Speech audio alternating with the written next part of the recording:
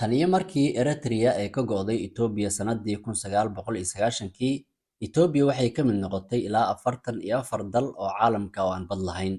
Arrintan ayaa saameyn ku yeelatay Itoobiya oo ah dalka labaad ee ugu dadka badan qaaradda Afrika. Dhaqaalaha Itoobiya sida dhoofka iyo waxyaalaha soo dega waa mid ku xiran dalalka deriska la ah. Su'aasha ay dad badan isweydiinayaan ayaa ah sababta ay Itoobiya u tixgelin weysay dhinacyo kale oo xasiloon oo ay fursad ugu heli kartay inay si nabdoon oo waafaqsan shuruucda caalamiga awood ugu hesho adeegsiga badda. Itoobiya waxay dooratay inay ku xadgudubto midnimada dhuleed iyo madax-bannaanida dal ay deris yihiin si ay u horumariso ilaheeda dhaqaalaha. Maadaama Itoobiya ay saxiixday Axdiga Qaramada Midoobay iyo kan ururka ay martigeliso ee Midowga Afrika, waxay mas'uuliyad ka saarneyd inay ilaaliso shuruucda ka mamnuucaysa inay heshiis la gasho maamul gooni isu taaga oo aan weli aqoonsi caalami ah helin.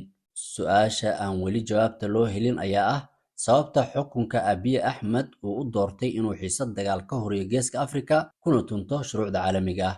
Sida ay qabaan siyaasiyiinta Itoobiya, rejiimka Abiy Ahmed ayaa doonaya in dhibaatooyinka ka jira gudaha dalkiisa uu ku daboolo dagaal caalami ah oo uu geliyo dalkiisa, isagoo indhaha bulshada ku jeedinaya dal uu doonayo inuu midnimadiisa ku xadgudbo, isaga oo aaminsan in marka uu arrintaasi sameeyo inuu ka degi doono cadaadiska ka haysta gudaha.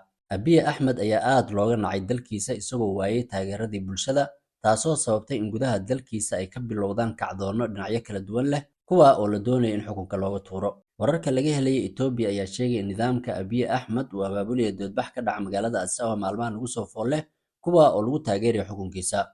Waxa uu qorsheynayaa in dibadbaxayaasha uu qaybiyo halku-dhegyo ay ku qoran yihiin hadallo lagu taageerayo maamulkiisa, isla markaana looga soo horjeedo dhinacyada ka soo horjeeda dowladda oo ay ugu horreyso jabhadda Amxaarada ee Fano, kuwa oo uu ku shaabadeynayo in ay taageero ka helaan dowladda Masar iyo dalal kale oo ku tilmaamay cadow. Sida lagu helayo warbixinno kala duwan oo ka soo baxay hay'adaha u dooda xuquuqul insaanka iyo warbaahinta madax bannaan, nidaamka Abiy wuxuu ka mamnuucay dadka Amxaarada inay galaan magaalada Addis Ababa, isagoo ku takooraya jinsiyadooda. Qaar badan oo ka soo jeeda qowmiyadaasina uu ka ceeriyay shaqooyinkii ay ka hayeen dowladda. Kumanaan kale ayaa la sheegayaa in lagu barakiciyay gudaha dalkaasi, iyagoo xoog looga saaray deegaanadii ay ku noolaayeen, taasoo sababtay xaalad macluul ah oo aad u daran oo soo food saartay dadkaasi la barakiciyay. Waxaa sidaas si lamida weli taagan xiisadda kala dhexaysa qowmiyadda Tigreega oo uu geystay xasuuq ba'an. Abiy ayaa kala qaybsanaanta dalkiisa doonaya inuu ku mideeyo dagaal uu la galo deriska. Bulshada Soomaaliyeed ee kala qaybisay qabyaaladda iyo gobolaysiga waxaa la gudboon inay u midoobaan difaaca madax-bannaanidooda, fahmaana damaca Abiy Ahmed ee kala qaybsanaanta ka jirta dalkiisa inay tahay mid uu doonayo inuu uga baxsado fashilka ka haysta siyaasaddiisa arrimaha gudaha. Dhalinyarada Soomaaliyeed waa inay aqoonsadaan kuwa ay ka aaminsan yihiin odayaal iyo siyaasiyiin ee colaadaha horiya ee qabyaaladda iyo kala qaybinta bulshada mar walba ka shaqeeya, kuwaasoo qaar badan oo ka mid ah uu cadowgu dhaqaale ku siiyo inay xiisad ka dhex abuuraan bulshada Soomaaliyeed ee weli dulminayaasha u ah kala qaybsanaantii ay ka dhex abuureen gumaystayaashii dalka soo maray. Qabiil kasta oo yahay qofka colaadda horiya waa fidno wade, waa inaynan qalad kale ku sixin, oo kuwa naga midka ah ee xumaanta bannaanka la soo istaaga inaan la doodno oo aan xaqa tusno, waana waxa laga doonayo qofka muslimka inuu mar walba xaqa u heliyo.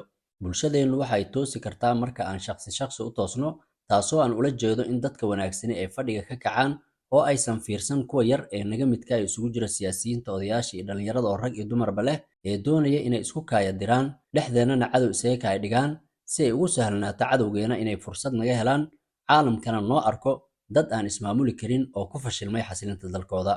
Tallaabada uu qaaday Abiy Ahmed ee uu dalkeenna ku soo habaystay waa inay noqotaa mid taariikhda gasha oo Itoobiya ay tusaale ugu soo qaadato damacan guracan ee Abiy Ahmed iyo cawaaqibkiisa.